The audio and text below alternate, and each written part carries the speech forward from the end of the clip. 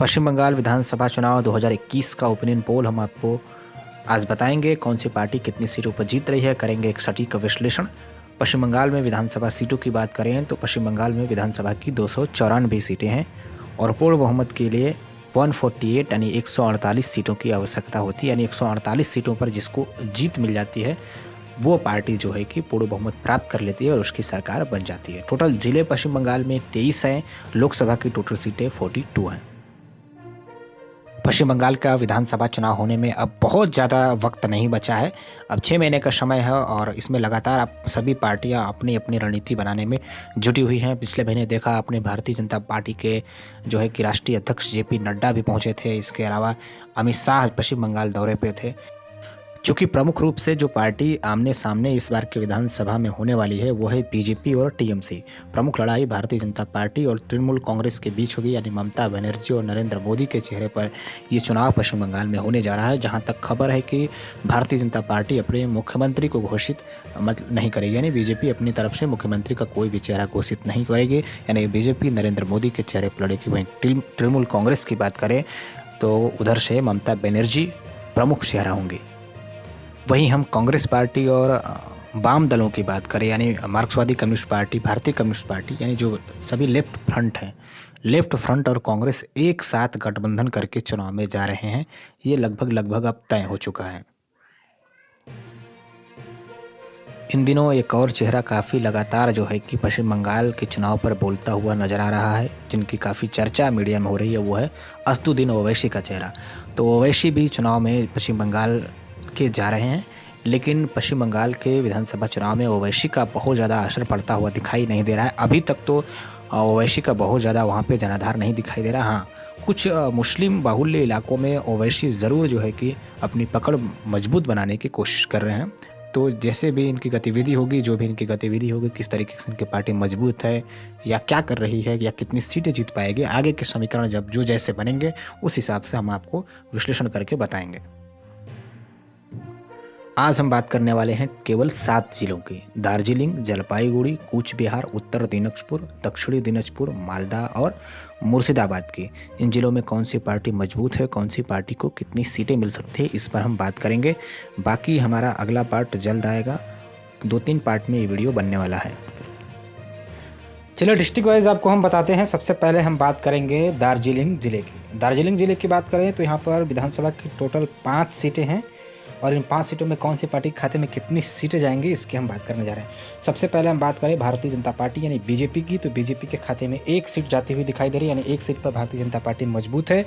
वहीं हम दूसरी पार्टी की बात करें टीएमसी की यानी तृणमूल कांग्रेस की, तो टीएमसी के खाते में 2 सीटें जा सकती हैं। वाम कांग्रेस की बात करें यानी कांग्रेस पार्टी और लेफ्ट पार्टियों की, तो कांग्रेस और लेफ्ट पार्टी के खाते में 2 सीटें जाती हैं। यानी कुल मिलाकर हम कह सकते हैं कि बीजेपी के खाते में 1 सीट, वाम कांग्रेस के खाते में 2 सीट और टीएमसी के खाते में 2 सीट। नेक्स्ट बात कर रहे थे हम जलपाईगुड़ी जिले की। जलपाईगुड़ी की बात करें तो जलपाईगुड़ी में टोटल 7 सीटें हैं। इन 7 सीटों में भारतीय जनता पार्टी यानी बीजेपी की बात करें तो बीजेपी के खाते में 4 सीटें जा रही है। यानी बीजेपी के खाते में सबसे ज़्यादा सीटें जा रही है। वहीं लेफ्ट और कांग्रेस गठबंधन की बात करें तो इन दोनों को 1 सीटें मिल सकती हैं। वहीं टीएमसी की बात करें तो टीएमसी के खाते में 2 सीटें जाती हुई दिखाई दे रही है। यानी जलपाईगुड़ी जो जिला है उसमें बीजेपी सबसे मजबूत स्थिति में वर्तमान में है। अगले ज़िले की बात करें तो अगला ज़िला है कूच बिहार। कूच बिहार में टोटल जो विधानसभा की सीटें हैं वो 9 सीटें हैं और 9 सीटों में अगर हम बात करें भारतीय जनता पार्टी यानी बीजेपी, तो बीजेपी के खाते में 4 सीटें जा सकती है। यानी बीजेपी 4 सीटों पर मजबूत है।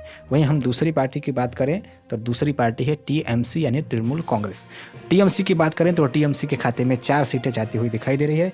वहीं वाम कांग्रेस यानी लेफ्ट और कांग्रेस गठबंधन के खाते में 1 सीटें जा सकती है। यानी टोटल 9 सीटों में टीएमसी और बीजेपी बराबर सीटें यानी 4-4 सीटें प्राप्त कर रही हैं। नेक्स्ट अगले ज़िले की बात करें तो अगला ज़िला है उत्तर दिनाजपुर और उत्तर दिनाजपुर में टोटल जो विधानसभा की सीटें हैं वो 9 सीटें हैं। 9 सीटों में हम बात करें भारतीय जनता पार्टी बीजेपी की, तो बीजेपी के खाते में 3 सीटें। तृणमूल कांग्रेस की बात करें तो इसके खाते में 4 सीटें और लेफ्ट और कांग्रेस गठबंधन के खाते में 2 सीटें जाती हुई दिखाई दे रही है। यानी उत्तर दिनाजपुर में टीएमसी के खाते में सबसे ज़्यादा 4 सीटें जा रही हैं। नेक्स्ट अगले ज़िले की बात करें तो अगला ज़िला है दक्षिणी दिनाजपुर और दक्षिणी दिनाजपुर में विधानसभा की टोटल 6 सीटें हैं। 6 सीटों में बात करें भारतीय जनता पार्टी की तो बीजेपी के खाते में 4 सीटें जा रही हैं। वहीं हम टीएमसी के यानी तृणमूल कांग्रेस की बात करें तो टीएमसी के खाते में 2 सीटें जाती हुई दिखाई दे रही हैं। लेफ्ट और कांग्रेस गठबंधन जो है इसके खाते में एक भी सीट यहाँ नहीं मिल रही, यानी इसकी स्थिति यहाँ पे काफ़ी खराब है। अगले ज़िले की बात करें तो अगला ज़िला है मालदा, और मालदा ज़िला में कांग्रेस का काफ़ी अच्छा खासा प्रभाव है, लेफ्ट गठबंधन का काफ़ी अच्छा प्रभाव है। अब मालदा की बात करें तो मालदा में टोटल विधानसभा की 12 सीटें हैं, और इन 12 सीटों में अगर हम बीजेपी की बात करें यानी भारतीय जनता पार्टी की, तो बीजेपी के खाते में 5 सीटें जाती हुई दिखाई दे रही हैं, यानी बीजेपी 5 सीटों पर मजबूत है। और कांग्रेस और लेफ्ट गठबंधन की बात करें तो ये गठबंधन भी 5 सीटों पर मजबूत है, यानी इनके खाते में 5 सीटें जा रही हैं। वहीं हम टीएमसी की बात करें तो टीएमसी के खाते में भी 2 सीटें जा सकती हैं। नेक्स्ट अगले ज़िले की बात करें तो अगला ज़िला है मुर्शिदाबाद, और इसमें काफ़ी ज़्यादा विधानसभा की सीटें हैं, यानी 22 सीटें हैं। और मुर्शिदाबाद जो है कि कांग्रेस का गढ़ आप कह सकते हैं, कांग्रेस का बहुत मजबूत किला है मुर्शिदाबाद। और अगर इसमें हम बात करें बीजेपी की तो बीजेपी को मुर्शिदाबाद में 2 सीटें मिल सकती हैं। टीएमसी की बात करें तृणमूल कांग्रेस की तो इसको भी 2 सीटें मिल सकती हैं, 2 सीटों पर मजबूत स्थिति में है। वहीं हम कांग्रेस और लेफ्ट गठबंधन की बात करें तो 18 सीटें, सबसे ज़्यादा सीटें यहाँ मिलती हुई दिखाई दे रही है। 18 सीटें जो है कि लेफ्ट और कांग्रेस गठबंधन के खाते में जा सकती हैं। तो फाइनली हम बात करें इन 7 जिलों की, दार्जिलिंग, जलपाईगुड़ी, कूच बिहार, दिनाजपुर उत्तर, दिनाजपुर दक्षिण, मालदा और मुर्शिदाबाद की, तो इन टोटल 7 जिलों में विधानसभा की 70 सीटें हैं। और इन 70 सीटों में बात करें कौन सी पार्टी को कितनी सीटें मिल रही हैं, तो देखिए यहाँ पे भारतीय जनता पार्टी बीजेपी की बात करें तो बीजेपी के खाते में टोटल 70 में 22 सीटें जा रही हैं। वहीं कांग्रेस और लेफ्ट गठबंधन की बात करें तो इनके खाते में 29 सीटें यानी 29 सीटें जा रही हैं। और टीएमसी की बात करें तो टीएमसी के खाते में 18 सीटें जाती हुई दिखाई दे रही है इन 70 सीटों में। अच्छा, यहाँ आपके मन में एक प्रश्न होगा कि कांग्रेस और लेफ्ट गठबंधन को इतनी ज़्यादा सीटें क्यों? तो दोस्तों, जो लोग बंगाल के बाहर के साथी हैं उन्हें मैं बता दूँ कि ये कुछ इलाके हैं जैसे मुर्शिदाबाद और मालदा, ये इलाके कांग्रेस पार्टी के गढ़ हैं, और कांग्रेस पार्टी का एक गढ़ है। यही कारण है कि कांग्रेस पार्टी और लेफ्ट गठबंधन को यहाँ पे सबसे ज़्यादा सीट दिखाई दे रही है।